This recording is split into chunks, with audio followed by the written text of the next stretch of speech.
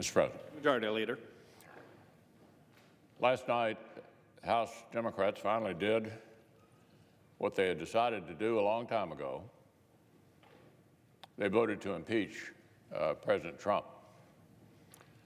Over the last 12 weeks, House Democrats have conducted the most rushed, least thorough, and most unfair impeachment inquiry in modern history. Now, their slapdash process has concluded in the first purely partisan presidential impeachment since the wake of the Civil War.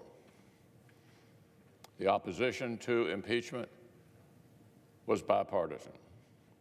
Only one part of one faction wanted this outcome. The House's conduct risks deeply damaging the institutions of American government. This particular House of Representatives has let its partisan rage at this particular president create a toxic new precedent that will echo well into the future. That's what I want to discuss right now. The historic degree to which House Democrats have failed to do their duty and what it will mean for the Senate to do ours. So let's start at the beginning. Let's start with the fact that Washington Democrats made up their minds to impeach President Trump since before he was even inaugurated. Here's a reporter in April of 2016. Donald Trump isn't even the Republican nominee yet, but impeachment is already on the lips of pundits, newspaper editorials, constitutional scholars, and even a few members of Congress. April 2016. On Inauguration Day, 2017, the headline in the Washington Post, "The campaign to impeach President Trump has begun." That was day one. In April 2017, 3 months into the presidency, a senior House Democrat said, "I'm going to fight every day until he's impeached." That was 3 months into the administration. In December 2017, 2 years ago, Congressman Jerry Nadler was openly campaigning to be the ranking member on the House Judiciary Committee, specifically because he was an expert on impeachment. That's the Nadler's campaign to be the top Democrat on judiciary. This week wasn't even the first time House Democrats have introduced articles of impeachment. It was actually the 7th time. They started less than 6 months after the president was sworn in. They tried to impeach President Trump for being impolite to the press, for being mean to professional athletes, for changing President Obama's policy on transgender people in the military. All of these things were high crimes and misdemeanors, according to Democrats. Now, this wasn't just a few people. Scores of Democrats voted to move forward with impeachment on 3 of those prior occasions. So let's be clear. The House's vote yesterday was not some neutral judgment that Democrats came to with great reluctance. It was the predetermined end of a partisan crusade that began before President Trump was even nominated, let alone sworn in. For the very first time in modern history, we've seen a political faction in Congress promise from the moment a president election ended, that they would find some way to overturn it. A few months ago, Democrats' 3-year-long impeachment in search of articles found its way to the subject of Ukraine. House Democrats embarked on the most rushed, least thorough, and most unfair impeachment inquiry in modern history. Chairman Schiff's inquiry was poisoned by partisanship from the outset. Its procedures and parameters were unfair in unprecedented ways. Democrats tried to make Chairman Schiff into a de facto special prosecutor, notwithstanding the fact that he is a partisan member of Congress who'd already engaged in strange and biased behavior. He scrapped the precedent to cut the Republican minority out of the process. He denied President Trump the same sorts of procedural rights that houses of both parties had provided to past presidents of both parties. President Trump's counsel could not participate in Chairman Schiff's hearings, present evidence, or cross-examine witnesses. The House Judiciary Committee's crack at this was even more ahistorical. It was like the Speaker called up Chairman Nadler and ordered one impeachment. Rush delivery, please. The committee found no facts on its own, did nothing to verify the Schiff report. Their only witnesses were liberal law professors and congressional staffers. So, Mr. President, there's a reason the impeachment inquiry that led to President Nixon's resignation required about 14 months of hearings, 14 months, in addition to a special prosecutor's investigation. With President Clinton, the independent counsel's inquiry had been underway literally for years before the House Judiciary Committee actually dug in. Mountains of evidence, mountains of testimony from firsthand fact witnesses, serious legal battles to get what was necessary. This time around, House Democrats skipped all of that, spent just 12 weeks. 12 weeks. More than a year of hearings for Nixon, multiple years of investigation for Clinton, and they've impeached President Trump in 12 weeks. 12 weeks. So let's talk about what the House actually produced in those 12 weeks. House Democrats' rushed and rigged inquiry yielded two articles, of impeachment. They are fundamentally unlike any articles that any prior House of Representatives has ever passed.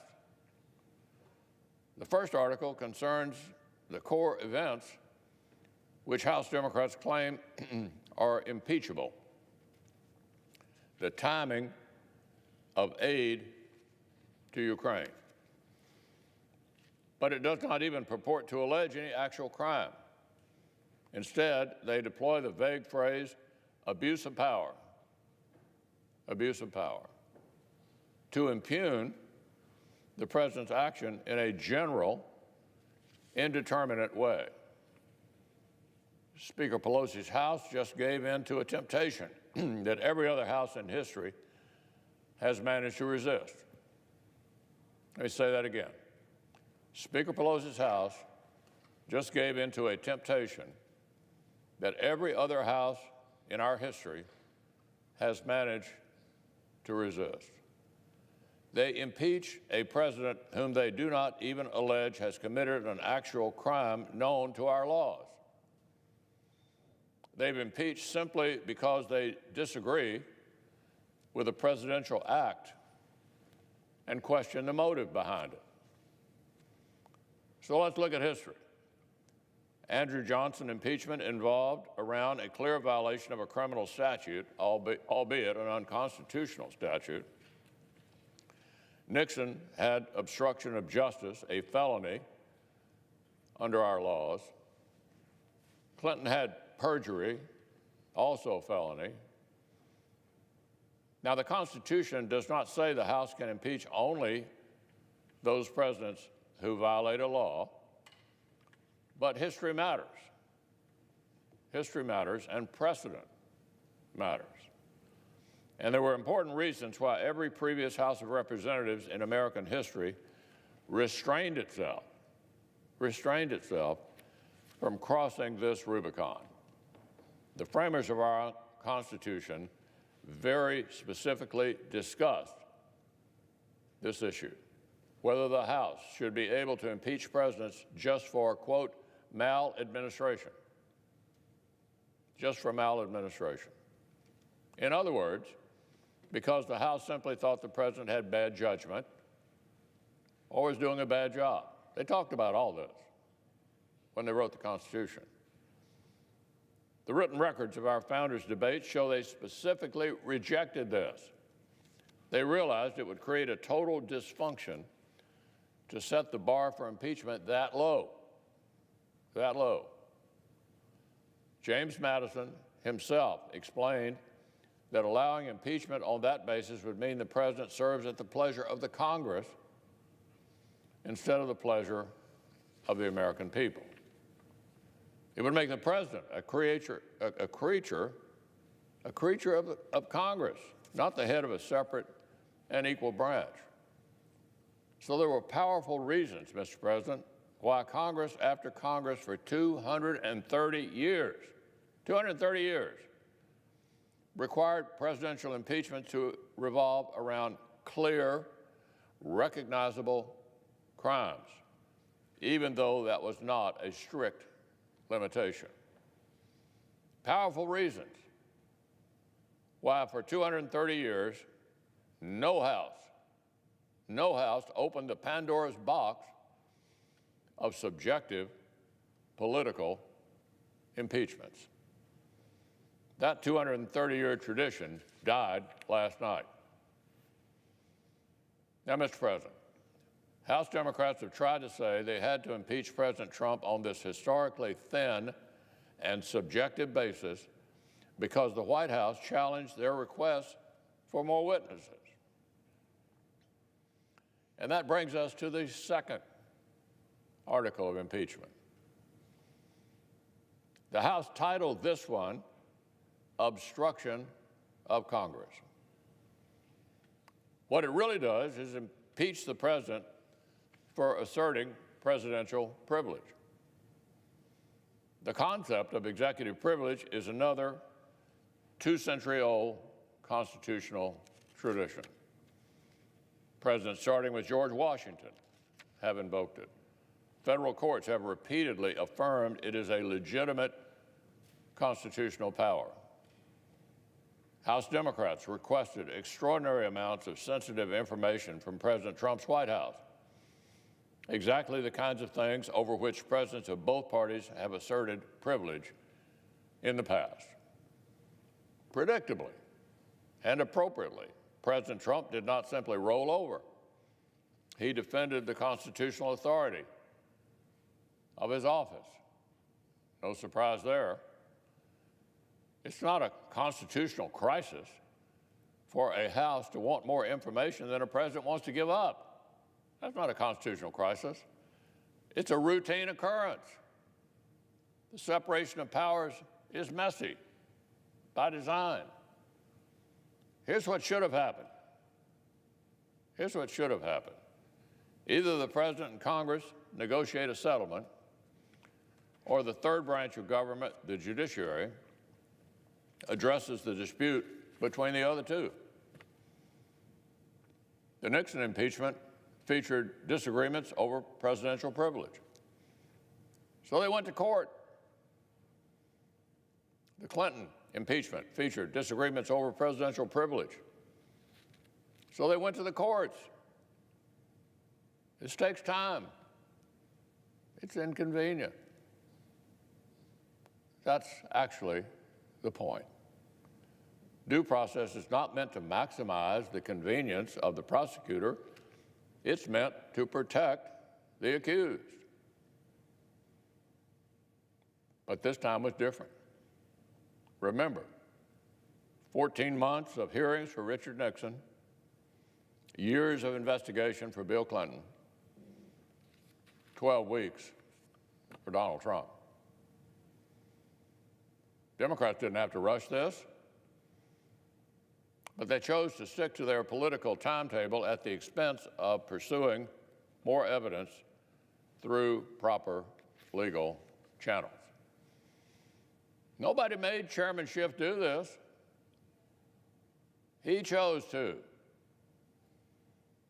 The Tuesday before last on live television, Adam Schiff explained to the entire country that if House Democrats had let the justice system follow its normal course, they might not have gotten to impeach the president in time for the election. My goodness. In Nixon, the courts were allowed to do their work. In Clinton, the courts were allowed to do their work. Only these House Democrats decided due process is too much work. They'd rather impeach with no proof. Well, Mr. President, they tried to cover for their own partisan impatience by pretending that the routine occurrence of a president exerting constitutional privilege is itself a second impeachable offense. The following is something that Adam Schiff literally said in early October. Here's what he said. Any action that forces us to litigate or to have to consider litigation will be considered further evidence of obstruction of justice. That's Adam Schiff. Here's what the chairman effectively said and what one of his committee members restated just this week. If the president asserts his constitutional rights, it's that much more evidence he's guilty. If the president asserts his constitutional rights, it's that much more evidence he's guilty. That kind of bullying is antithetical to American justice. So those are House Democrats' 2 articles of impeachment. That's all their rushed and rigged inquiry could generate.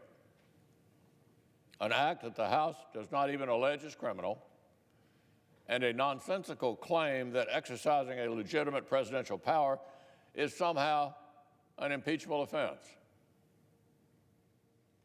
Mr. President, this is by far the thinnest basis for any House-passed presidential impeachment in American history.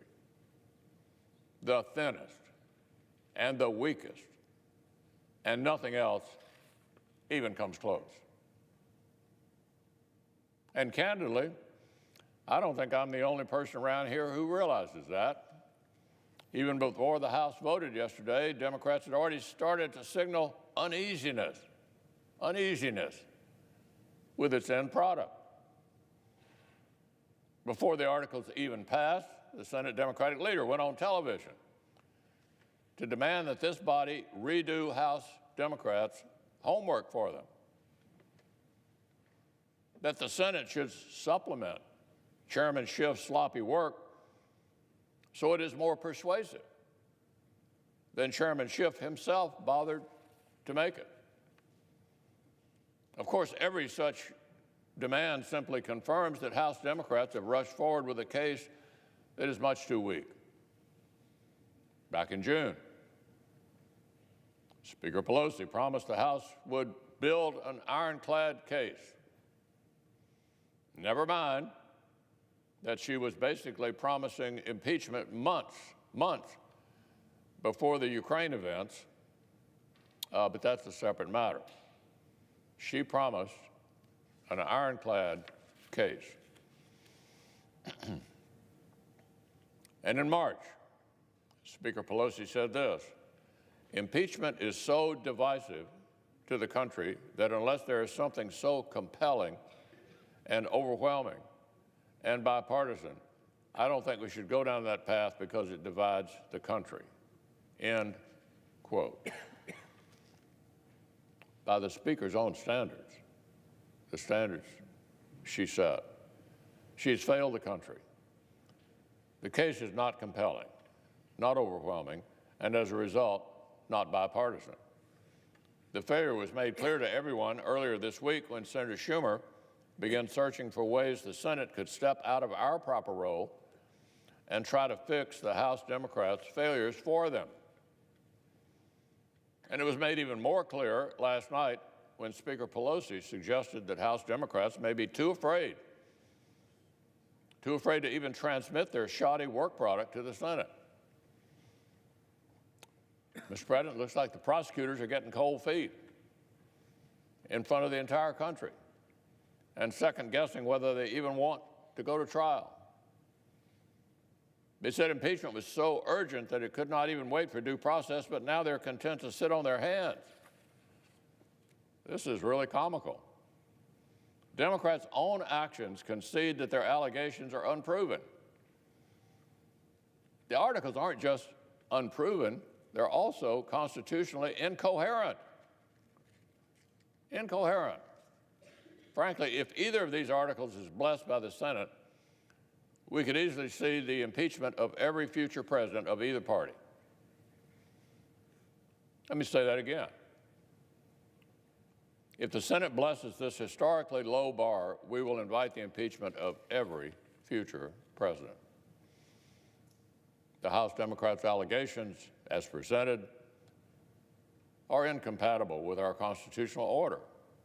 They're unlike anything that has ever been seen in 230 years of this republic. House Democrats want to create new rules for this president because they feel uniquely enraged.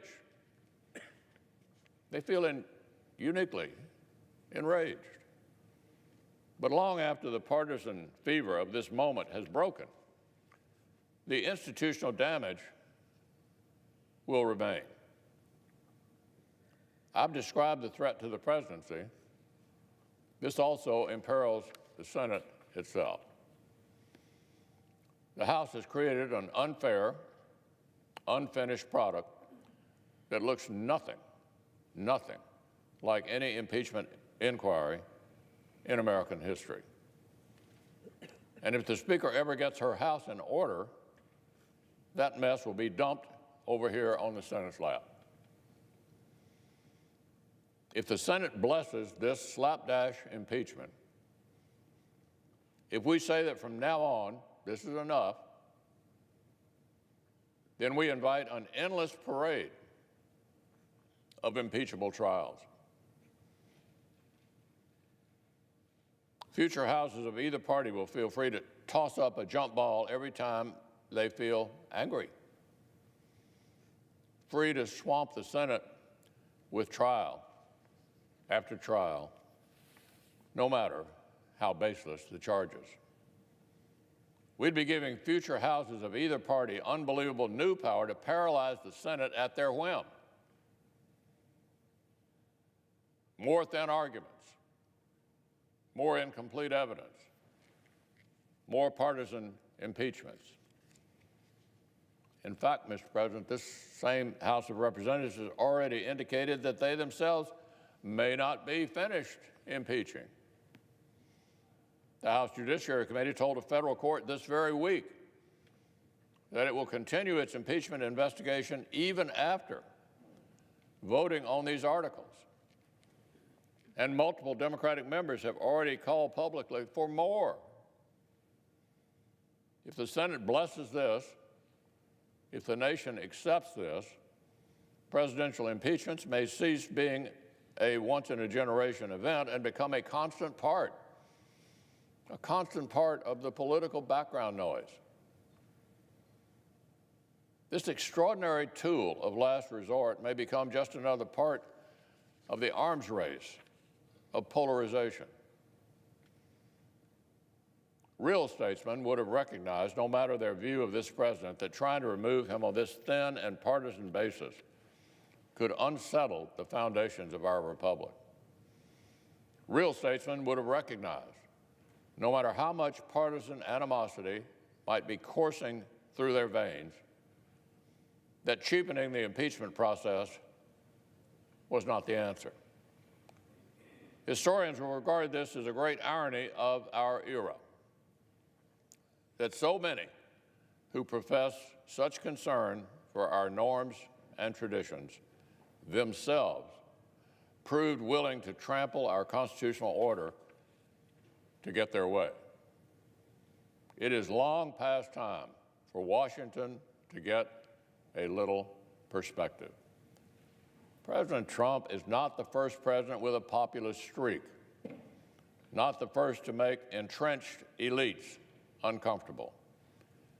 He's certainly not the first president to speak bluntly, to mistrust the administrative state, or to rankle unelected bureaucrats. And heaven knows he's not the first president to assert the constitutional privileges of his office rather than roll over when Congress demands unlimited, sensitive information. None of these things, none of them, is unprecedented. I'll tell you what would be unprecedented. It will be an unprecedented constitutional crisis if the Senate literally hands the House of Representatives a new partisan vote of no confidence that the founders intentionally withheld, destroying the independence of the presidency. It will be unprecedented if we agree that any future House that dislikes any future president can rush through an unfair inquiry, skip the legal system, and paralyze the Senate with a trial. The House could do that at will under this precedent. It will be unprecedented if the Senate says second-hand and third-hand testimony from unelected civil service servants is enough to overturn the people's vote. It will be an unprecedented constitutional crisis if the Senate agrees to set the bar this low forever. It is clear what this moment requires. It requires the Senate to fulfill our founding purpose. The framers built the Senate to provide stability, to take the long view of our republic, to safeguard institutions from the momentary hysteria that sometimes consumes our politics, to keep partisan passions from literally boiling over. The Senate exists for moments like this. That's why this body has the ultimate say in impeachments. The framers knew the House would be too vulnerable to transient passions and violent factionalism. They needed a body that would consider legal questions about what has been proven and political questions about what the common good of our nation requires. Hamilton said explicitly in Federalist 65 that impeachment involves not just legal questions, but inherently political judgments about what outcome best serves the nation. The House can't do both. The courts can't do both. This is as grave an assignment as the Constitution gives to any branch of government, and the framers knew only the Senate could handle it. Well, the moment the framers feared has arrived. A political faction in the lower chamber have succumbed to partisan rage. A political faction in the House of Representatives has succumbed to a partisan rage. They have fulfilled Hamilton's philosophy that impeachment will, quote, connect itself with the pre-existing factions, enlist all their animosities, and there will always be the greatest danger that the decision will be regulated more by the comparative strength of parties than by the real demonstrations of innocence or guilt. Alexander Hamilton. That's what happened in the House last night. The vote did not reflect what had been proven. It only reflects how they feel about the president. The Senate must put this right. We must rise to the occasion There's only one outcome that is suited to the paucity of evidence, the failed inquiry, the slapdash case. Only one outcome suited to the fact that the accusations themselves are constitutionally incoherent. Constitutionally incoherent. Only one outcome will preserve core precedents rather than smash them into bits in a fit of partisan rage because one party still cannot accept the American people's choice in 2016. It could not be clearer which outcome would serve the stabilizing, institution-preserving, fever-breaking role for which the United States Senate was created, and which outcome would betray it. The Senate's duty is clear. The Senate's duty is clear. When the time comes, we must fulfill it.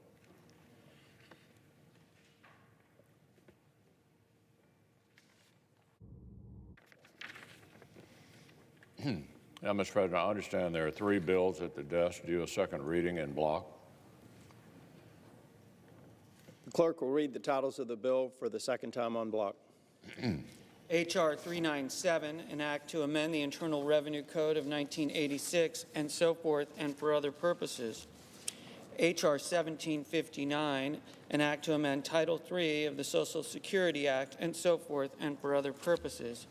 H.R. 4018, an act to provide that the amount of time that an elderly offender must serve before being eligible for placement in home detention is to be reduced by the amount of good time credits earned by the prisoner and for other purposes.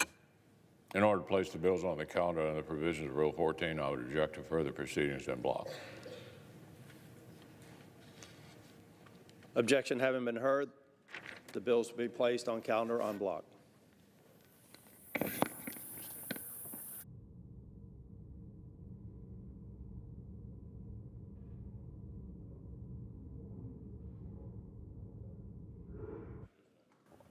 Clerk will call the roll.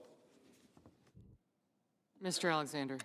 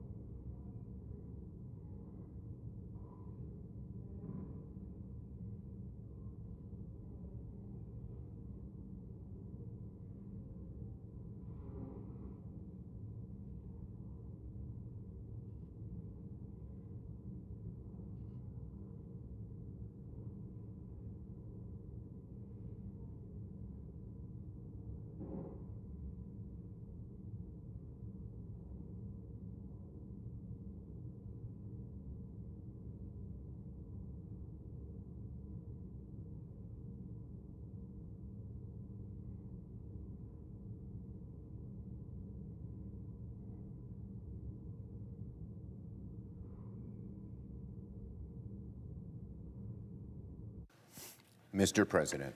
The Democratic Are we in leader. a quorum, Mr. President? I ask unanimous consent the quorum be dispensed with. Without objection. Now, Mr. President, last night, the House of Representatives voted to impeach President Donald Trump. It is only the third time in our nation's history that the President of the United States has been impeached. The articles of impeachment charge that President Trump abused the powers of his office by soliciting the interference of a foreign power in our elections, not for the good of the country, but to benefit himself personally. The articles also charge that the President obstructed Congress in the investigation of those matters. Together, these articles suggest the President committed a grave injury to our grand democracy. The conduct they describe is very much what the founders feared when they forged the impeachment powers of the Congress. The founders, in their wisdom, gave the House the power to accuse, the Senate the power to judge. We are now asked to fulfill our constitutional role as a court of impeachment. Now that the House of Representatives has impeached President Trump, the nation turns its eyes to the Senate. What will the nation see? Will the nation see what Alexander Hamilton saw? A body of government with confidence enough to preserve, unawed and uninfluenced, the necessary impartiality? Or will the nation see the Senate dragged into the depths of partisan fervor? The nation just witnessed how the Republican leader sees his role in this chapter of our history, demonstrating both an unfortunate descent into partisanship and demonstrating the fundamental weakness of the President's defense. Leader McConnell claimed that the impeachment of President Trump is illegitimate because the House voted along party lines. Forgive me, but House Democrats cannot be held responsible for the cravenness of the House Republican caucus and their blind fealty to the President. Leader McConnell claimed the impeachment was motivated by partisan rage. This from the man who said proudly, "I am not impartial. I have no intention to be impartial at all in the trial of President Trump." What hypocrisy. Leader McConnell accused the House Democrats of an obsession to get rid of President Trump. This from the man who proudly declared his #1 goal was to make President Obama a one-term president. Leader McConnell claimed that Democrats impeached the President for asserting executive privilege. President Trump never formally claimed executive privilege. He claimed, quote, "absolute immunity," unquote. And the White House counsel wrote a letter stating simply that the administration would not comply with any subpoenas. Leader McConnell claimed that the Democrats' quote, "obsession with impeachment has prevented the House from pursuing legislation to help the American people." Leader McConnell knows very, very well that the House Democratic majority has passed hundreds, literally hundreds of bills that gathered dust here in the Senate, condemned to a legislative graveyard by none other than Leader McConnell himself, who proudly called himself the Grim Reaper. Members of the Senate, members of the 116th Senate have been denied the opportunity to legislate by Leader McConnell. We aren't even allowed to debate the issues that would impact the American people: health care, infrastructure, prescription drugs. We could have spent the year debating these issues. We weren't doing impeachment. Leader McConnell has chosen not to focus on these issues and to put none of these bills on the floor. And as he reminds us often, he alone decides what goes on the floor. Leader McConnell claimed that the House did not afford the President due process. The leader knows well that President Trump refused to participate in the process, despite invitation, and blocked witnesses and documents from Congress in unprecedented fashion. Leader McConnell claimed that the House ran, quote, the most rushed, least thorough, and most unfair impeachment inquiry in modern history. I know that that's the Republican talking point, but here's the reality.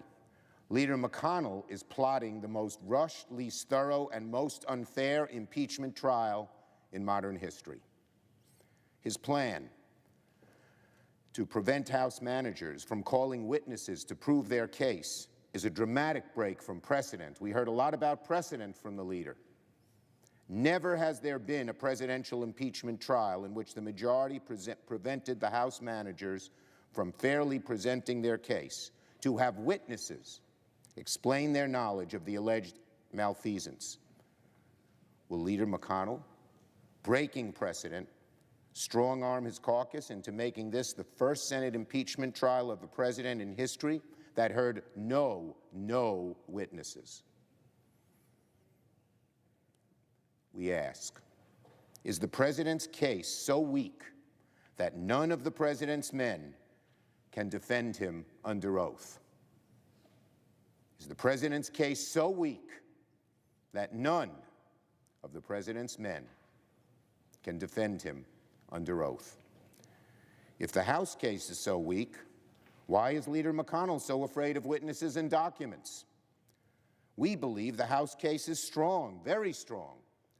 But if the Republican leader believes it's so weak, why is he so afraid of relevant witnesses and documents, which will not prolong things very long? In our proposal, 4 hours for each witness. It is true, as the leader has said, that the framers built the Senate to provide stability and to keep partisan passions from boiling over. However, their vision of the Senate is a far cry from the partisan body Senator McConnell has created. I hope America was watching the Republican leader deliver his speech. I truly do, because most glaring of all was the fact that Leader McConnell's 30-minute partisan stem-winder contained hardly a single defense of the President of the United States on the merits. Almost none defended President Trump, because they can't. In the wake of an enormous amount of evidence uncovered by House investigators, much of it in the form of testimony by top Trump officials, whom the administration tried to silence, the Republican leader could not rebut the accusations against the president with facts. The Republican leader complained about the process. The Republican leader made many partisan and inflammatory accusations about Democrats, but he did not advance an argument in defense of the president's conduct on the merits. That, in and of itself, is a damning reflection of the state of the president's defense. Our goal in the Senate, above all, should be to conduct a fair and speedy trial. I have proposed a very reasonable structure that would do just that. 4 witnesses, only those with direct knowledge of the charges made by the House, only those who could provide new, relevant, and potentially illuminating testimony. Strict time limits on each stage of the process to prevent the trial from dragging out too long. It's eminently reasonable, it's eminently fair. A group who had no partisan bias would come up with this type of proposal. I have yet to hear one good argument why less evidence is better than more evidence, particularly in such a serious moment as impeachment of the President of the United States. In Leader McConnell's 30-minute screed, he did not make one argument why the witness and document should not be part of the trial. President Trump protests that he did not receive due process in the House impeachment inquiry. Due process is the ability to respond to charges made against you and present your side of the case. The President was invited to provide witnesses and provide documents at every stage of the process. He chose not to. Still, Democrats are offering the President due process again here in the Senate. The witnesses we suggest are top Trump-appointed officials. They aren't Democrats. We don't know if their testimony would exculpate the President or incriminate him, but their testimony should be heard. If the President's counsel wants to call other witnesses with direct knowledge of why the aid to Ukraine was delayed, we say they should be able to do so. President Trump claims he wants due process. I suspect he would rather hide or name call, because if he really wanted due process, he could get it easily. One phone call to Leader McConnell telling him to let his aides testify. One phone call to his chief of staff telling him to release the documents to Congress. Both of these actions would let the truth come out. I ask again, can none of the President's men come defend him under oath? To my Republican colleagues, our message is a simple one. Democrats want a fair trial that examines the relevant facts. We want a fair trial. The message from Leader McConnell at the moment is that he has no intention of conducting a fair trial, no intention of acting impartially, no intention of getting the facts. Despite our disagreements, I will meet with Leader McConnell soon to discuss the rules. But each senator will influence whether the Senate lives up to its constitutional duty to serve as an impartial court of impeachment. In the coming weeks, Republican senators will face a choice. Each Republican senator will face a choice. Do they want a fair trial, or do they want to allow the President free rein? Each senator must ask him or herself, do you want a fair trial, or do you want the President to do whatever he wants, regardless of rule of law, regardless of the consequences to this great nation? The nation turns its eyes to the Senate. What will it see? The President of the United States has spent the past several months telling Congress it has no right to oversight, no right to investigate any of his activities, that he has absolute immunity, that Article 2 of the Constitution gives him, quote, the right to do whatever he wants, unquote. That's the President's words. Past Senates have disagreed with such views and strongly and proudly stood up for the notion that the President is not omnipotent. Democrats have done it. Republicans have done it. And often to presidents of their own party. The Senate has said in the past that the President serves the people, not himself, that he is not a king. Will it do so again, or will it shirk from that responsibility? If the Republicans proceed with the majority leader's scheme to sweep these charges under the rug and permit the President to ignore Congress, they will be creating a new precedent that will long be remembered as one of the Senate's darkest chapters. It will be remembered as a time when a simple majority in the Senate sought to grant two new rights to the President: the right to use the government for personal purposes and the right to ignore Congress at his pleasure. Here, I agree with Senator McConnell. Moments like this are why the Senate exists. If the President commits high crimes and misdemeanors, and the Congress can do nothing about it, not even conduct a fair tribunal where his conduct is judged, by dispassionate representatives of the people, then the president can commit those crimes with impunity. This president can, others can. I have little doubt that if we tell the president that he can escape scrutiny in this instance, he will do it again and again and again. Future presidents will take note and may do worse. And the most powerful check on the executive, the one designed to protect the people from tyranny, will be erased. This chapter in our history books could be a lesson about the erosion of checks and balances in our modern age, or it could be a proud reaffirmation of those founding principles.